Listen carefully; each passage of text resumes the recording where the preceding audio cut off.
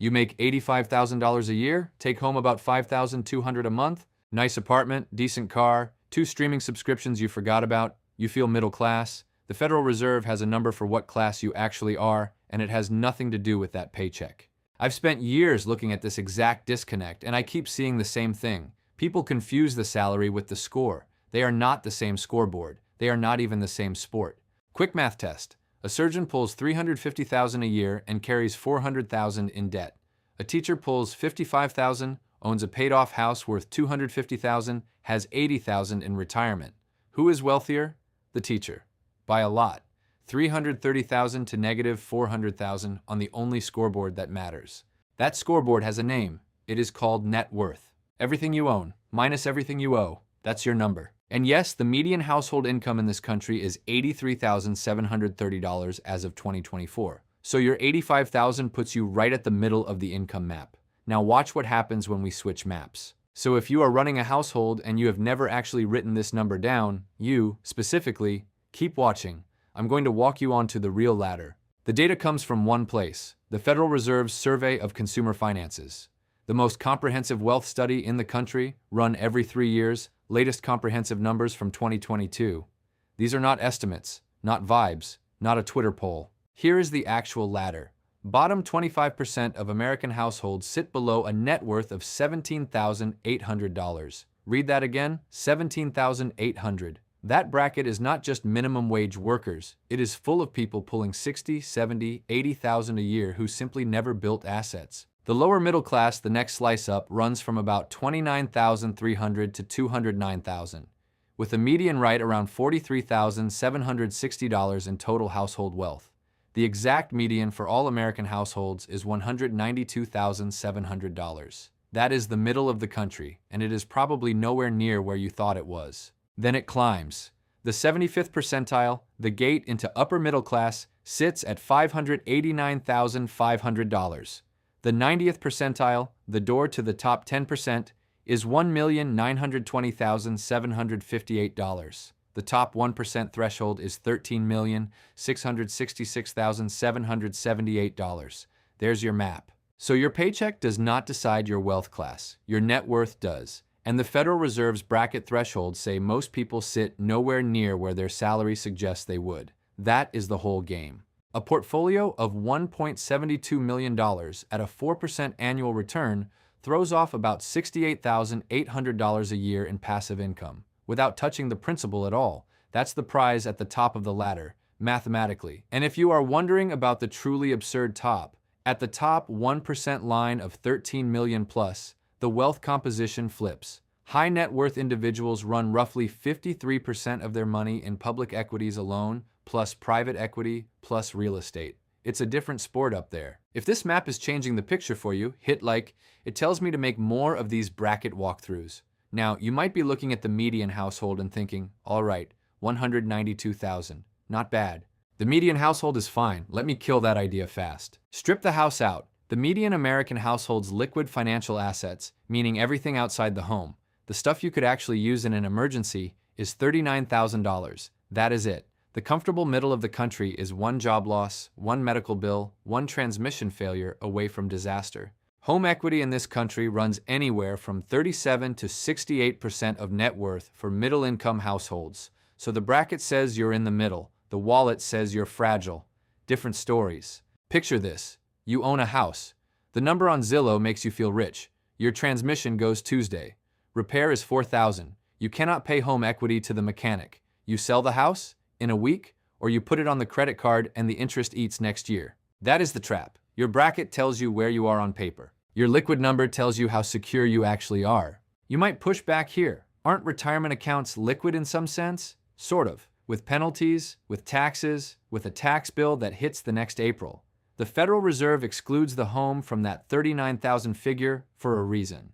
Because in an actual emergency next Tuesday, the house cannot help you. And if you are between 50 and 59, only 10% of your peers have $1 million in liquid assets, even though 23% are technically millionaires on paper. The gap between paper rich and actually secure is not small. If that flutter of recognition just hit, that's the whole point of running the number. Now here's where it gets uncomfortable, because everything I just told you about the ladder, every threshold, every median, means something completely different depending on how old you are. The median net worth for households under 35 is $39,000. For ages 35 to 44, it is $135,600. 45 to 54, $247,200. 55 to 64, $364,600. 65 to 74, the peak, $410,000. Same number, completely different story. Imagine two viewers right now. Both have a net worth of $140,000. The first is 34. They are right at the median for their age group. They are on track.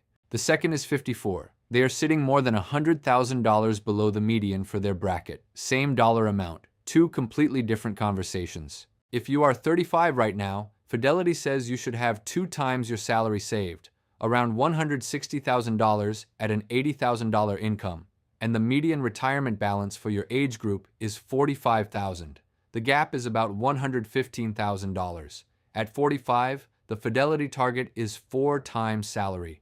The real-world gap between target and median liquid retirement assets runs roughly $136,000 to $186,000 short. By 55, the target is 7 times salary, around $575,000 at an $82,000 income, and the median is around $185,000. Gap, about $390,000. 6 times by 50, 10 times by 67. Those are the markers. You might be thinking, but the average net worth for 45 to 54 is $975,800. That's the number floating around. That number is technically true and practically useless, because the median for that same age group is $247,200. The gap between average and median is $728,600. That gap exists because a small slice of very wealthy households drag the average way up. Use the median. Always. The average is what a few rich neighbors have. The median is what your block has. Because here is the harder number. Roughly 37 to 40% of households headed by someone 45 to 54 have essentially zero retirement savings. Zero, not behind, zero. And only about 2% of households 30 to 39 years old are liquid millionaires. 2%. So if you are 36 and you feel behind, take a breath. Almost everyone is. If your peer group is now starting to look very different than you assumed, drop your age decade in the comments below. Okay, so where you are is one question. Where you can get to is a different one entirely. Picture the same person at 34. Let's call them Riley. Net worth, roughly zero, 85,000 income, 20 years on the clock. 3 paths, 3 completely different landings. Path 1, coasting. Riley contributes the minimum, lets the lifestyle inflate, carries some bad debt. By age 54, net worth lands somewhere in the 100,000 to 150,000 range. The median for 55 to 64 is 364,600. Riley would be roughly 60% below median for that age group. Not poor, just behind, permanently, and it would feel completely normal the whole way. That is the part that tanks people. Path 2, intentional. $1,000 a month into investments at a 7% average annual return, 20 years. The math, before any matching or extra contributions, about $520,926. Add some home equity, say $150,000, and Riley lands close to $500,000 net worth. That puts the household at roughly the 65th percentile for the 55 to 64 age bracket. For context, 23% of that age group reaches $1 million net worth. Same starting line, different decisions. Path 3, aggressive. Income growth, a rental property, max retirement contributions. Riley is now climbing toward the 90th percentile, the door at $1,920,758. Not guaranteed. Possible. You might be thinking, sure, but compounding is exponential, and human brains think in straight lines. That is exactly right. We routinely underestimate what 20 years of consistent investing does, because the curve looks boring for the first decade and unrecognizable in the second. Honestly, this is the part most people give up right before it starts to mean something. You might also be thinking, none of this works without income. Fair. A higher salary obviously buys more saving capacity. But here's the thing the math actually says.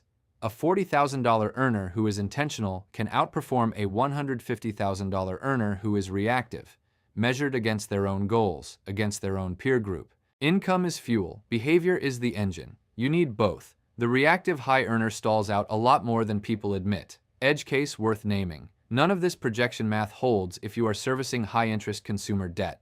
If you are paying 22% on a credit card balance, your investment return math is dishonest until that debt is gone. The compounding works against you faster than the market works for you. So priorities: kill the bad debt first, then run the Path 2 playbook. If this is the kind of breakdown that's clicking for you, subscribe to keep these coming. Here is what most of the data quietly tells you. The median age of a millionaire in this country is 62. 27.5% of households aged 60 to 69 are millionaires. About 18% of all American households reach millionaire status. Only 5 to 8% are liquid millionaires excluding the home. Wealth is achievable. It just takes decades of consistent decisions, not a single lucky break. You might still be thinking, the system is rigged, mobility isn't real. This advice is for someone else. Some of that is true. Systemic factors matter. Starting points matter. But people move up the ladder every single day, in every age group, in every bracket. The ladder is not fixed. Your spot on it today is not your spot on it in 20 years, unless you decide it is. Here's the screwdriver. Right now, before you close this tab, write down 3 numbers. Everything you own, everything you owe, the difference. That is your net worth. Then check it against the age-adjusted median for your bracket. Then check it against the Fidelity target. 4 times salary by 45, 6 times by 50, 10 times by 67. The gap is information. It is not a verdict. This is general education, not personalized advice. Before you act on any of it, sit down with a financial advisor who knows your full picture. They can see what a single video can't. So your wealth class is one number, run honestly against your age, and almost nobody runs it. Now you have. Next question, the obvious one. Once you know your number, how much do you actually need to walk away from work? The standard headlines have been pushing one figure as the finish line for decades, and the Federal Reserve's data tells a very different story about who actually gets there. That's the next video on the screen. I'll see you there.